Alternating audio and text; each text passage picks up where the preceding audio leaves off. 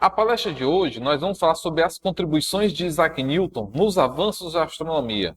Então vamos lá ver o que é que nos espera. São as referências, as principais referências que nós vamos utilizar aqui nesta palestra são algumas séries, tipo Poeira das Estrelas, Mentes Brilhantes, Os Hábitos Secretos dos Gênios e uma série que eu achei muito legal, Quem Inventou o Telescópio. Então aqui está aqui nossas referências e vamos lá. Continuando a nossa linha do tempo, nós já falamos sobre Nicolau Copérnico, sobre Giordano Bruno, sobre Galileu Galilei, sobre Tycho Brahe e também sobre Johannes Kepler. Então, aqui está a sequência na linha temporal dos nossos acontecimentos. E agora vamos trazer mais um personagem que contribuiu fortemente não só na física, mas também na astronomia. Ou seja, a partir dessas ideias que nós apresentamos até agora, chega a figura do Isaac Newton. E o Isaac Newton, quando ele finalizou essa briga da gravitação, ele falou justamente o seguinte: se fui capaz de enxergar mais longe, é porque me apoiei em ombros de gigantes. Ou seja, os gigantes que o Isaac Newton está se referindo na parte da astronomia é justamente essas figuras que nós já comentamos até agora sobre o nosso minicurso.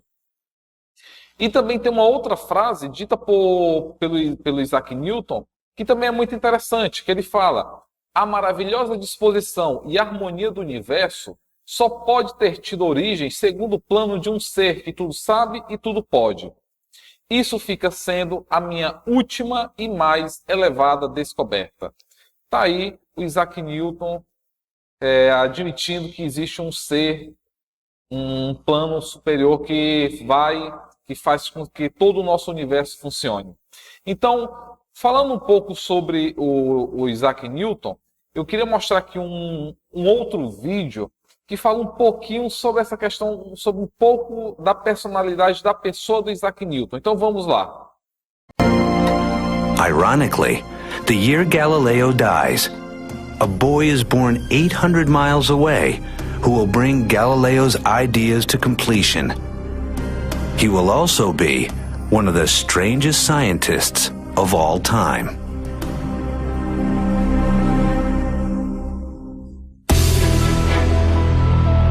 Perhaps no scientist has ever worked so hard without regard for food, sleep, or human relations as Isaac Newton.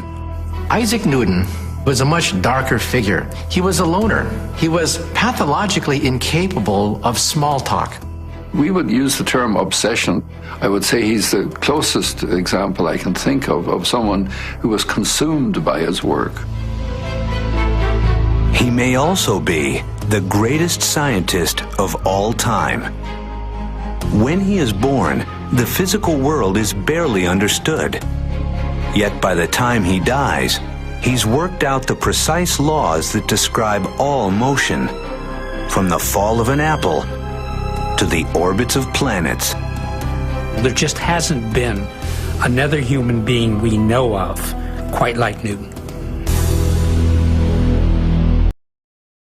É isso aí, pessoal. Como a gente viu agora aqui no nosso vídeo, o Isaac Newton ele nasceu logo após o Galileu falecer.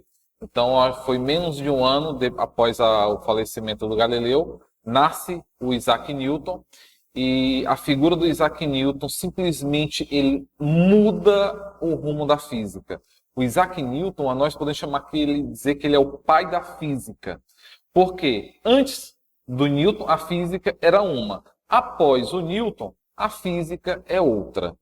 Então, assim, o Newton ele contribuiu em todas as áreas. Ou seja, o Isaac Newton ele conseguiu unificar a física.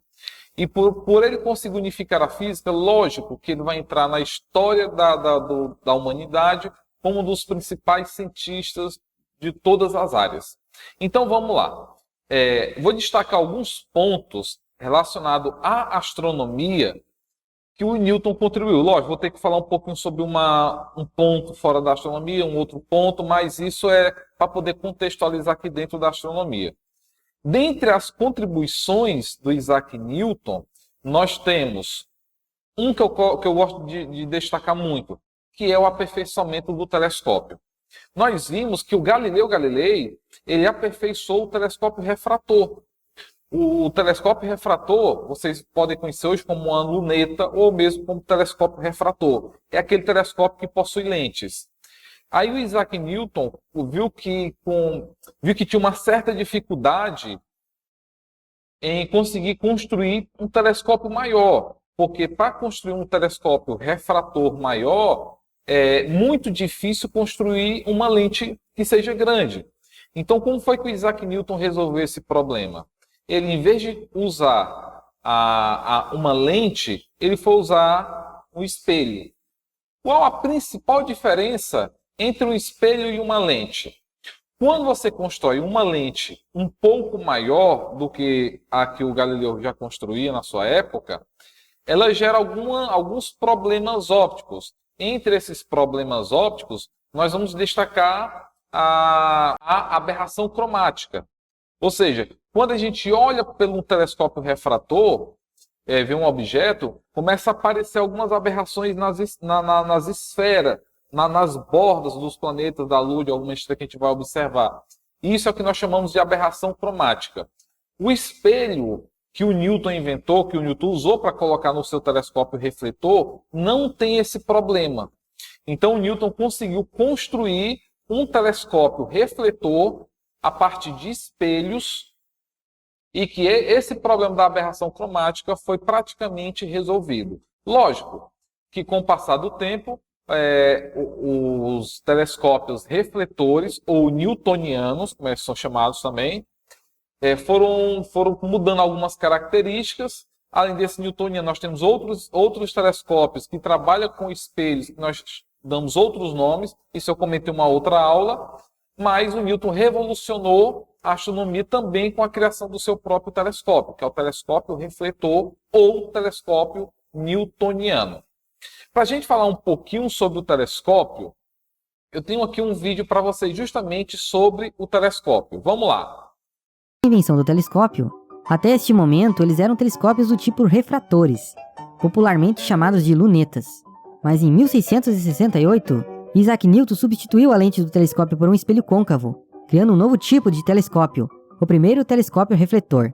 Em vez de lentes de vidro para coletar a luz e focá-la em um ponto, ele utilizou um espelho curvo para coletar a luz e refleti-la de volta para um ponto de foco.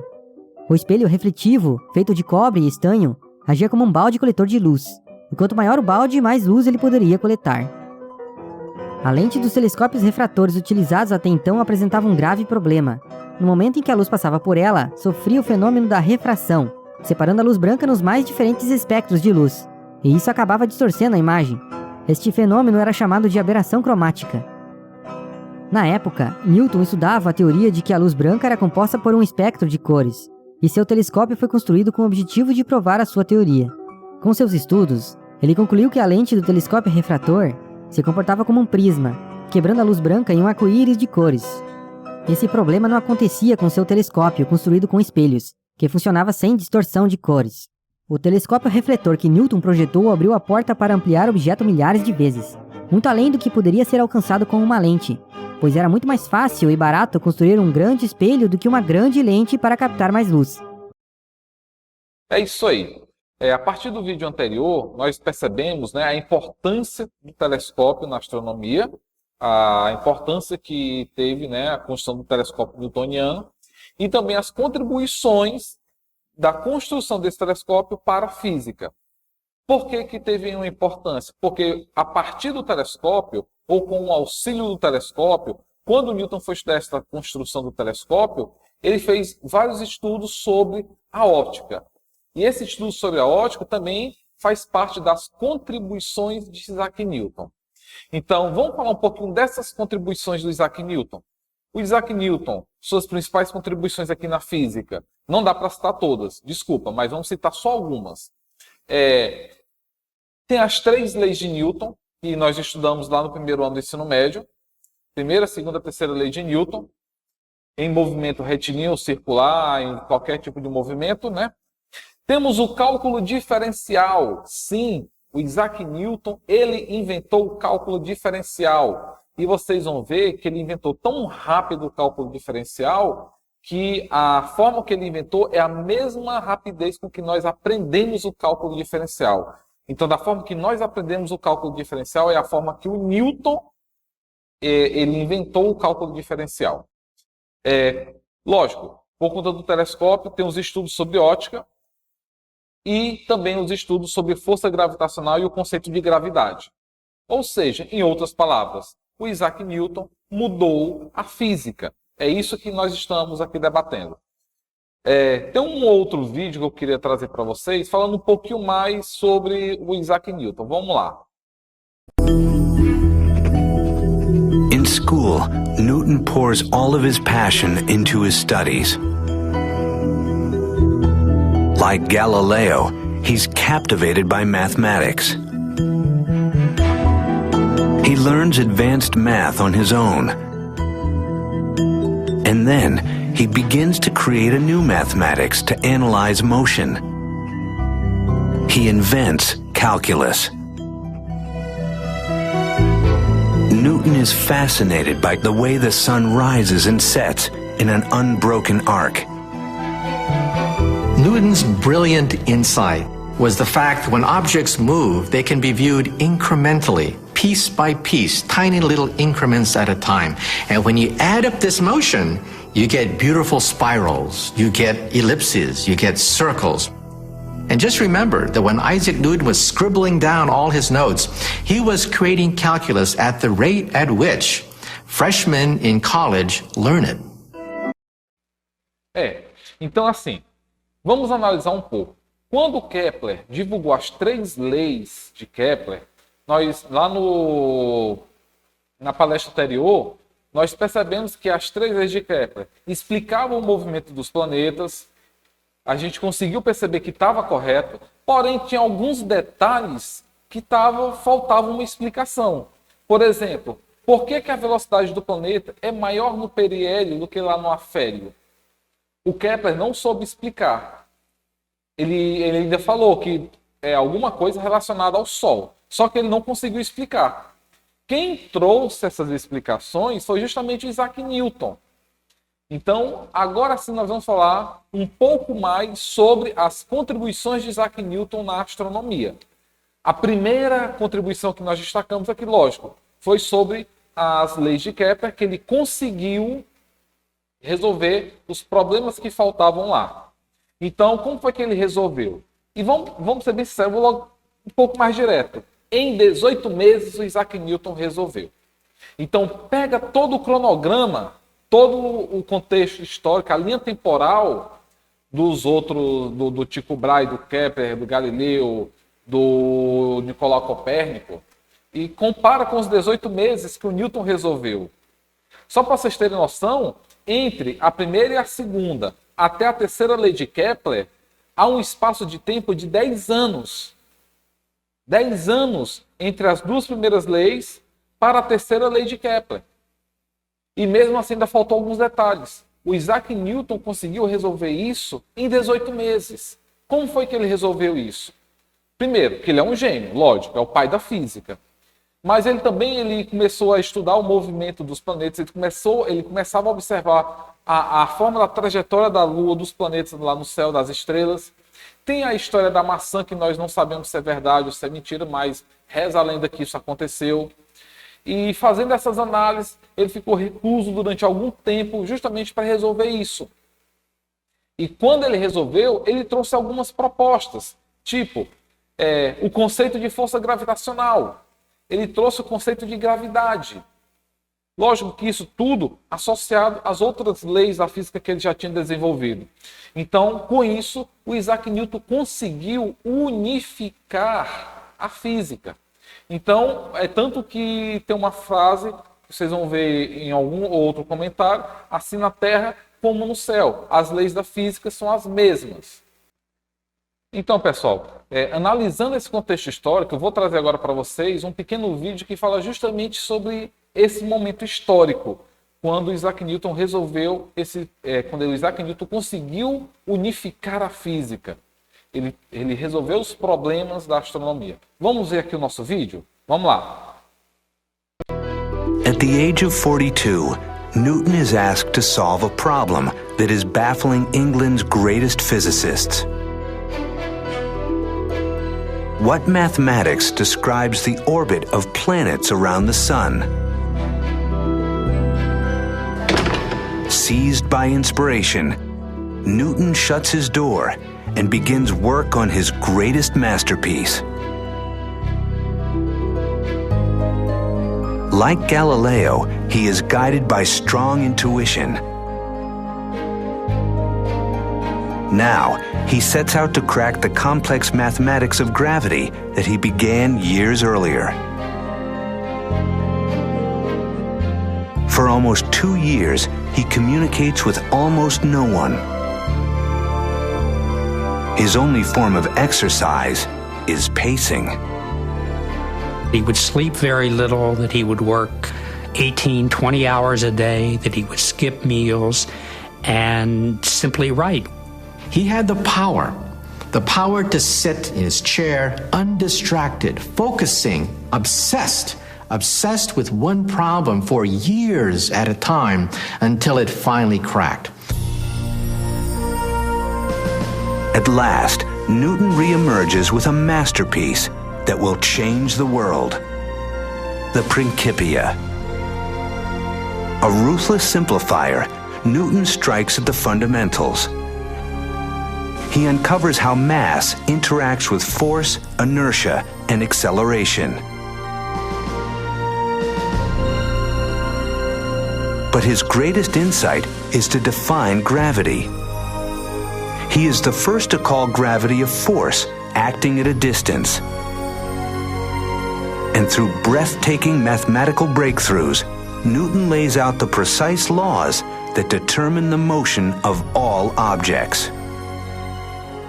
Newton's Principia, published in 1687, was a scientific revolution. In it, Newton gave the first precise description of the laws that govern the motion of bodies, from cannonballs to planets. When you look at the Principia and the number of mathematical problems solved in it, doing that in an 18-month period, this is not a normal human being in any sense of the word. Olha aí essa última frase. Vemos que um ser humano normal não o poderia ter feito em 18 meses. Não é um ser humano normal, é Isaac Newton, um gênio. Então, dentro desse vídeo, vocês perceberam que ele passou 18 meses praticamente trancado. O exercício físico, andar de um lado para o outro dentro do seu próprio escritório, pensando numa solução. E lógico que ele chegou nessa solução. Essa solução envolvia o conceito de massa, o conceito de força, ele trouxe o conceito de força gravitacional, de gravidade.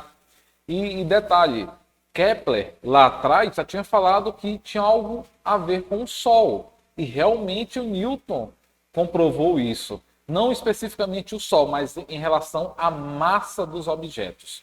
Então vamos ver agora um pouquinho como foi que o Newton conseguiu resolver isso. Eu não vou aqui detalhar o trabalho Principia ou Principia, sei lá como é que as pessoas vão chamar aqui no Brasil. Vocês viram no vídeo chamar Principia. Que essa obra, ela é muito... lógico, é uma leitura de 1600 e alguma coisa, e não dá para a gente fazer uma leitura dela aqui. Mas eu queria mostrar para vocês alguns conceitos que o Isaac Newton utilizou para resolver os problemas da astronomia. Vamos lá. Primeiro, de forma muito mais simples, eu não vou detalhar também essas contas, porque aqui a gente está falando um pouco de história, ele combinou as 3 leis de Newton, junto com a lei da gravitação universal, e ele chegou neste conceito aqui. Espera aí. Que a força resultante, massa vezes aceleração. Só que aqui ele usou o conceito de aceleração centrípeta. Usando o conceito de aceleração centrípeta com o conceito de movimento circular, lógico, já utilizando o conceito de força gravitacional, ele chegou nesta equação aqui, que vocês vão lembrar que esta equação aqui é a terceira lei de Kepler. Então ele conseguiu mostrar que T² sobre R² é um valor 4π², G, que é a constante universal da gravitação, M é a massa do Sol. E aqui, esse valor, como tudo é constante, é igual a K, que vai ser, no caso, a nossa constante lá que o Kepler apresentou. Então, em outras palavras, o Isaac Newton ele conseguiu pegar que aquele T² sobre R³ é igual a 4π² sobre Gm e que esse 4π² de Gm é o K, justamente o valor previsto por Kepler. Então, de uma certa forma, ele conseguiu comprovar matematicamente que Kepler estava certo.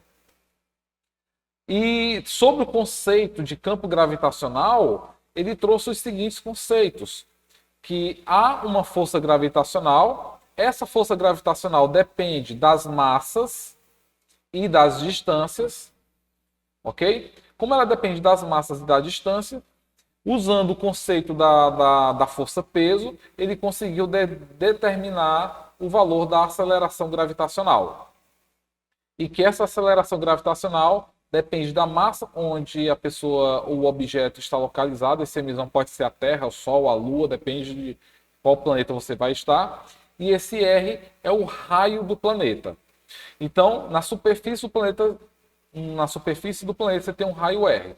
A partir do momento que você vai subindo esse planeta, você vai aumentando a sua altitude, a sua aceleração gravitacional ela aumenta o valor mais R². E aqui gera uma nova aceleração gravitacional. Ok? Então, de forma bem simplificada, foi dessa forma que Isaac Newton conseguiu resolver esses problemas aqui na astronomia. E Isaac Newton, ele unificou a física. Por que nós vamos falar que ele unificou a física? É simples.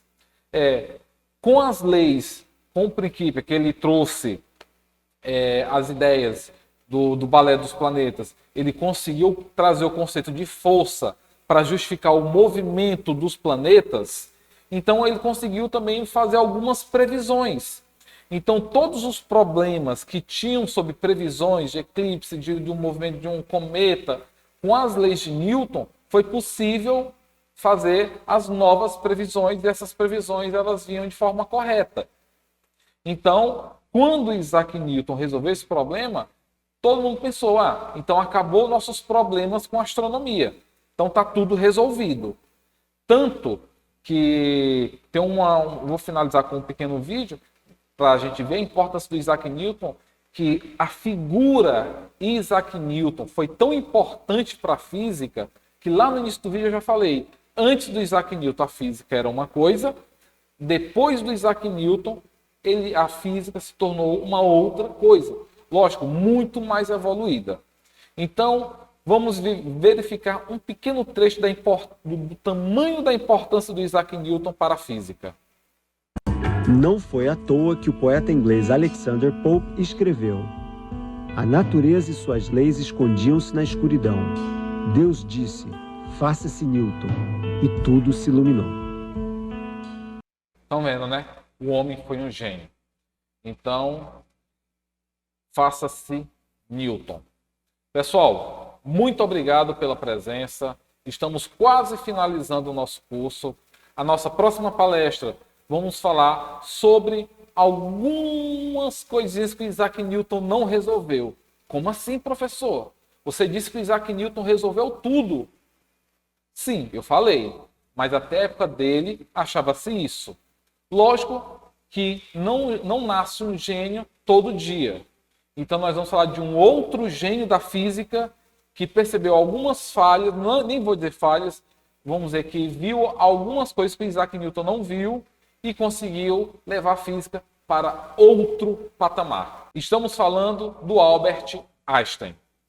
Beleza? Então, espero vocês até a nossa próxima palestra. Valeu e paz. Abraços.